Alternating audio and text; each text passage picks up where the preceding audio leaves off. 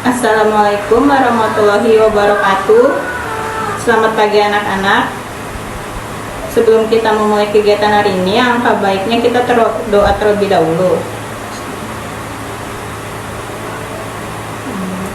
Coba ibu minta kalian lihat kanan, kiri, depan, belakang. Apakah teman kalian ada yang tidak masuk? Alhamdulillah ya, sekarang masuk semua. Di sini ada yang udah tahu nama ibu belum? Baik, di sini ibu akan perkenalkan nama ibu. Nama ibu adalah Fatihah Amalia, bisa dipanggil Ibu Fatihah. Ibu berasal dari Jakarta Timur, tepatnya di Cijantung.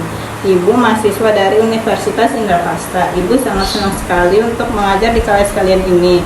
Sangat senang hati ibu terbuka untuk kalian semua. Di sini ibu akan membahas materi tentang emosi. Di sini ibu mau tanya, ada yang tahu pengertian dari emosi tidak? Iya betul Indah. Emosi adalah perasaan intens yang ditunjukkan kepada seseorang atau suatu kejadian. Emosi dapat berupa kesal, menangis, kecewa, bahagia. Emosi dapat dibagi menjadi dua, yaitu emosi negatif dan emosi positif. Siapa yang tahu emosi negatif? Coba anak-anak sebutkan macam-macam dari emosi. Kan emosi ada dua. Emosi positif apa aja?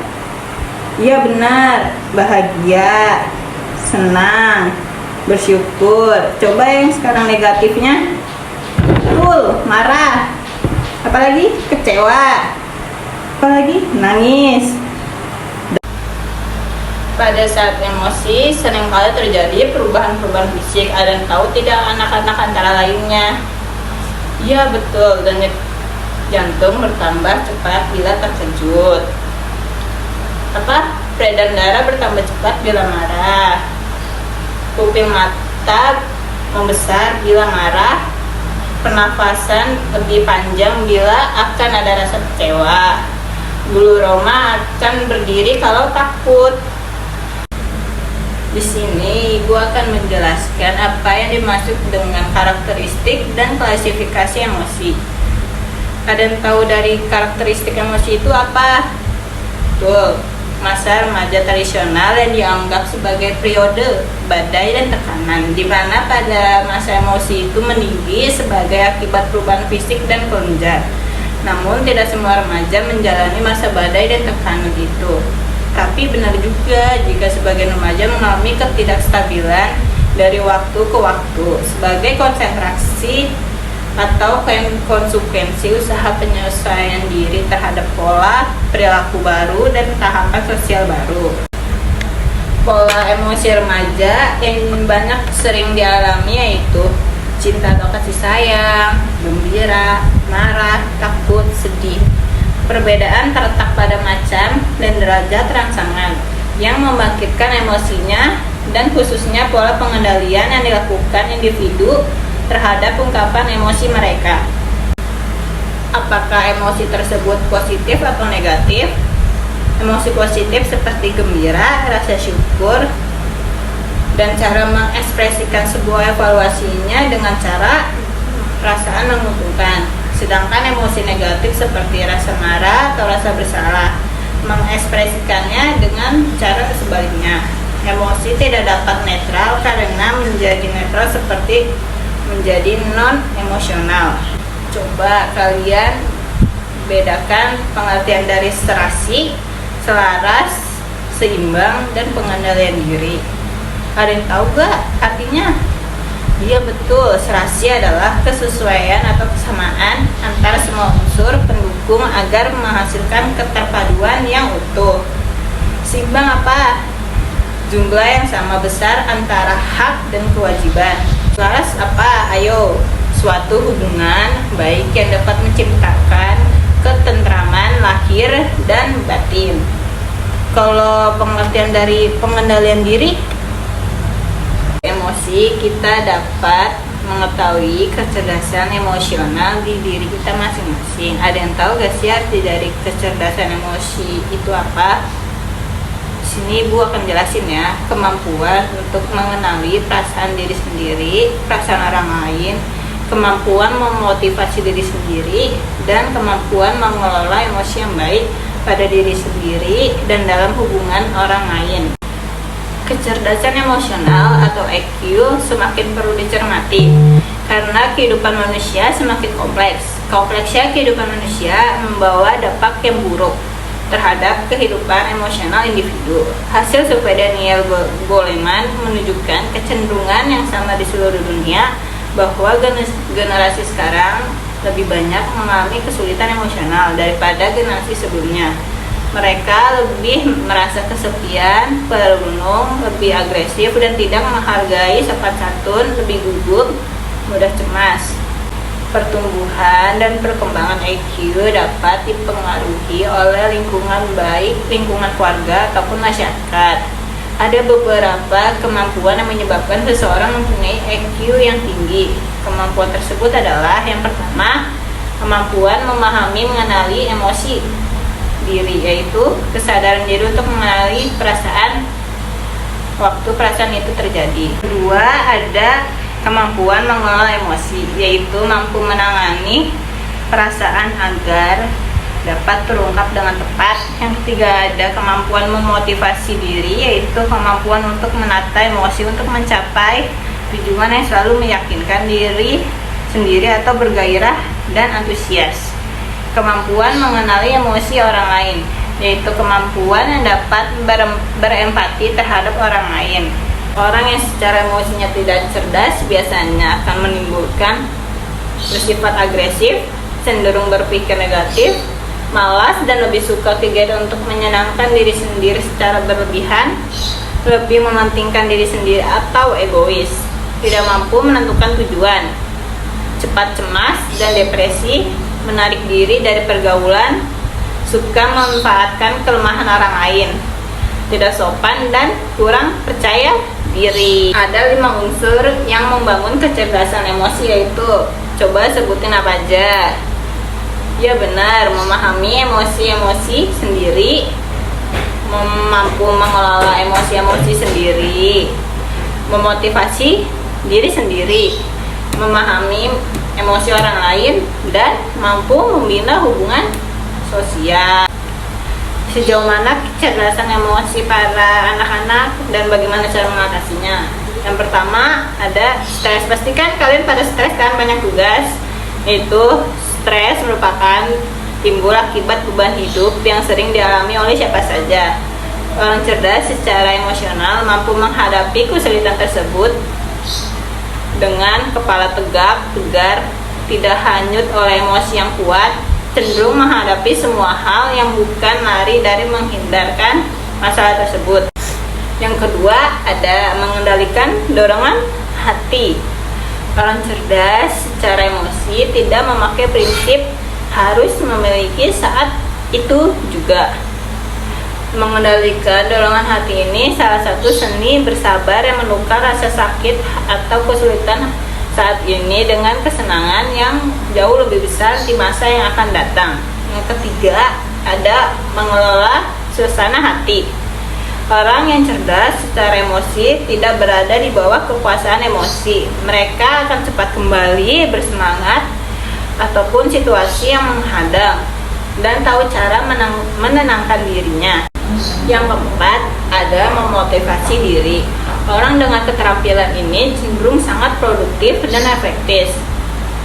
Namun, hal apapun yang mereka hadapi, ada banyak cara untuk memotivasi diri sendiri, antara lain banyak membaca buku, mencari kegiatan positif, self-talk, atau tetap fokus pada impian, evaluasi diri, dan sebagainya. Yang kelima, ada memahami orang lain. Menyadari dan menghargai perasaan-perasaan orang lain adalah hal terpenting dalam kecerdasan emosi. Hal ini sering juga disebut dengan empati. Hal ini berarti juga dapat membaca dan memahami emosi-emosi orang lain dan perasaan orang lain. Keuntungan dari memahami orang lain adalah kita lebih banyak pilihan tentang cara bersikap, memiliki peluang lebih baik untuk berkomunikasi dan menjalin hubungan baik dengan orang lain. Yang terakhir, ada kemampuan sosial. Memiliki perhatian mendasar terhadap orang lain. Orang yang mempunyai kemampuan sosial dapat bergaul dengan siapa saja. Dari kecerdasan emosi, kita dapat mempelajari pengendalian diri. Apa sih yang dimaksud dengan pengendalian diri? Coba Dewi jawab, apa yang dimaksud dengan pengendalian diri? Ya betul, pengendalian diri merupakan sikap, tindakan, atau perilaku seseorang secara sadar, baik direncanakan atau tidak, untuk mematuhi nilai dan norma sosial yang berlaku. Mengendalikan diri ini tidak mudah, namun memberikan manfaat, dan kita akan mempelajari cara-cara untuk pengendalian diri ini bagaimana. Cara-cara pengendalian diri yang pertama ada menggunakan prinsip kemoralan seperti menjaga sikap, ucapan, maupun menjaga dari pikiran negatif terhadap apapun yang dihadapi. Setiap agama pasti mengajarkan kemoralan, misalnya tidak mencuri, tidak membunuh, tidak menipu, dan tidak berbohong. Tidak melakukan tindakan asusila. Saat dorongan hati untuk melakukan sesuatu yang negatif, coba berikan ke rambu-rambu kemoralan. Apakah yang kita lakukan ini sejalan atau bertentangan dengan nilai norma-norma agama? Cara kedua pengendalian diri dengan menggunakan kesadaran. Saat kita sadar, saat suatu bentuk pikiran atau perasaan negatif yang muncul, pada umumnya orang tidak mampu menangkap pikiran atau perasaan yang muncul. Dengan demikian, mereka langsung lumpuh dan dikuasai oleh pikiran dan perasaan mereka. Misalnya, saat orang menghina atau menyinggung kita, kita marah. Nah, kalau kita tidak sadar atau waspada, maka saat itu emosi atau marah akan muncul dengan begitu cepat. Bagaimana kalau kita sudah dikuasai dengan kemarahan ini? Jika kesadaran diri kita bagus, maka kita akan tahu saat emosi marah ini muncul. Kita akan tahu bagaimana cara kita untuk mencengkram atau menguasai diri kita. Kita akan melakukan tindakan bodoh yang seharusnya kita tidak akan lakukan. Yang ketiga, yaitu cara perenungan. Saat kita sudah benar-benar tidak tahan dengan dikuasai emosi, saat ini kita mau marah besar, coba lakukan perenungan. Tanya kepada diri sendiri, misalnya, untungnya saya marah, apa benar reaksi saya seperti ini? Mengapa saya marah ya? Apakah alasan saya marah ini sudah benar? Kalau saya marah dan sampai melakukan tindakan yang hal bodoh, nanti reputasi saya rusak dan saya rugi sendiri. Dalam melakukan perenungan kerap kali ini, maka kita akan mampu mengendalikan diri kita. Cara keempat pengendalian diri adalah menggunakan kesabaran. Emosi naik turun, timbul, tenggelam, datang, pergi, seperti halnya pikiran. Saat emosi kita bergejolak, sadari bahwa ini hanya sementara. Usahakan tidak larut dalam emosi. Gunakan kesabaran untuk sampai emosi ini surut. Baru berpikir untuk menentukan tanggapan yang bijaksana dan tanggung jawab. Oh iya, tahukah Anda bahwa bertanggung jawab itu dalam bahasa Inggris responsibility, yang bila kita pecah menjadi respon, ability atau kemampuan memberikan respon. Kalau sudah menggunakan kesabaran masih juga belum bisa, bagaimana? Lakukan cara kelima yaitu menyibukkan diri dengan pikiran atau aktivitas apapun hal-hal yang harus kita hindari, antara lainnya. Yang pertama, berbicara tidak sopan atau sering menggunakan bahasa kasar. Seseorang yang sering menggunakan kata-kata kasar akan otomatis mengeluarkan kata-kata sadar tersebut ketika ia sedang dalam keadaan emosi, dan secara otomatis pula emosinya justru akan terus berkobar. Yang kedua, terlalu sering bermain game. Ini merupakan salah satu bentuk hawa nafsu yang sudah menjadi kebiasaan di kalangan remaja, bahkan anak-anak saat ini. Hasrat untuk bermain game akan sulit dikendalikan sehingga kita akan menerus melakukan hal ini. Siapa yo di sini yang sering main game? Jangan begitu ya, jangan main game. Main game boleh, tapi kita harus ingat waktu juga. Yang ketiga, ada nafsu terhadap bersifat pornografi. Tidak jauh beda dengan penjelasan di atas, terlalu sering bermain game. Hal ini dapat mengakibatkan seseorang semakin tersesat dalam hal-hal negatif dan akan membuatnya semakin jauh dari agama dan Tuhannya. Yang keempat, dengan menjauhi hal-hal tersebut di atas akan membantu kita bisa mengendalikan pengendalian diri kita. Contohnya, sikap dalam keluarga. Yang pertama, ada hidup sederhana dan tidak suka pamer harta kekayaan dan kelebihannya. Yang kedua, tidak mengganggu ketentraman anggota lain. Yang ketiga, dalam keluarga harus mengutamakan kepentingan bersama daripada kepentingan pribadi. Mengikuti segala aturan yang berlaku dalam masyarakat. Nah, yang dalam lingkungan sekolah, kalian harus ikuti patuh terhadap peraturan di sekolah, menghormati guru, menghargai teman dan karyawan, berani mengatakan tidak pada ajakan tawuran pelajar serta hal-hal yang berbau negatif. Hidup penuh kesederhanaan, tidak sombong dan gengsian. Apa sih manfaat dari kita untuk mengendalikan diri?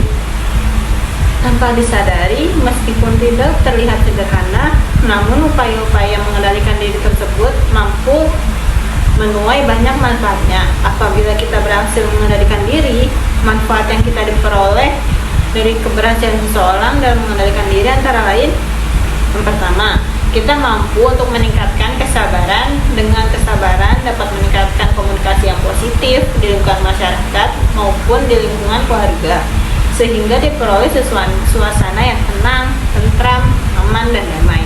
Yang kedua, akan lebih dapat menimbangkan kecukupan kehidupan, hidup yang sesuai dengan diri kita sendiri, dan meningkatkan rasa syukur kita terhadap Tuhan Yang Maha Esa atas nikmat yang diberikan olehnya. Kita dapat mengurangi perasaan ini. Bagaimana sih cara kita untuk mengendalikan diri? Dalam keadaan tertentu, memang kita sangat sulit untuk mengendalikan diri sendiri, di mana banyak hal yang sangat membuat kita ingin marah, berontak terhadap sesuatu hal yang membuat kita ingin marah. Semua itu timbul karena emosi atau perasaan yang timbul dalam diri kita sendiri secara alamiah, yaitu bisa berupa amarah, sedih, benci, cinta, bosan, sebagainya, yang merupakan efek atau respon yang terjadi sesuatu kita alami. Yang pertama, untuk kita cara mengendalikan pengendalian diri. Yang pertama, ada mengenali diri kita sendiri dengan cara mengidentifikasi atas sesungguhnya yang kita rasakan. Yang kedua, memahami dampak emosi yang timbul dari diri kita sendiri, apakah itu berdampak negatif atau positif. Yang ketiga, tenangkan dan buang emosi yang negatif yang timbul, dan berpikirlah secara netral dan lebih berpikir ke dampak dari pelampiasan emosi negatif itu sendiri. Yang keempat, berpikir dari sudut orang yang terkena dampak emosi dari emosi kita sendiri. Yang kelima, berusaha mengetahui pesan yang disampaikan oleh emosi dan menyampaikan bahwa kita bisa berhasil. Di sini Ibu akan membagikan beberapa kelompok. Di sini ada berapa jumlahnya siswanya anak-anak? 24. Berarti di sini ada 6 kelompok yang berisi 4 orang dalam satu kelompok. Kelompoknya Ibu tentukan apa kalian tentukan? Kalau enggak kayak gini aja deh caranya. Kita hitung dari 1, 2, 3, 4. Misalnya saya dapat nomor 1, berarti semua yang dapat nomor 1 itu menjadi anggota nomor 1. Begitu. Dan yang harus kalian cermati di dalam isi untuk kerja kelompok kalian ada yang pertama, bagaimana cara kalian untuk mengendalikan diri. Apa yang sering kalian lakukan ketika emosi itu sering terjadi. Yang kedua, pengertian dari pengendalian diri. Yang ketiga, pengertian dari kecerdasan emosi dan bagaimana kalian untuk meredamkan emosi tersebut. Yang keempat, apa sih fungsinya dari kecerdasan emosi dan pengendalian diri? Dan dari hasil kerja kelompok kalian dibuat bentuk dalam PowerPoint dan minggu besok akan kita presentasikan. Apa kesimpulan yang kita dapat dari pembelajaran hari ini? Coba ada yang bisa jawab gak? Iya, betul. Dengan cara kita mengendalikan diri dan kecerdasan emosi itu sangat bermanfaat bagi diri kita sendiri, baik di lingkungan sekolah, keluarga, atau masyarakat. Untuk tugas minggu depan jangan lupa dikerjakan dan mempresentasikan hasil kerja kalian berbentuk PowerPoint. Di sini Ibu cukup akhiri pembelajaran kita hari ini. Wassalamualaikum warahmatullahi wabarakatuh.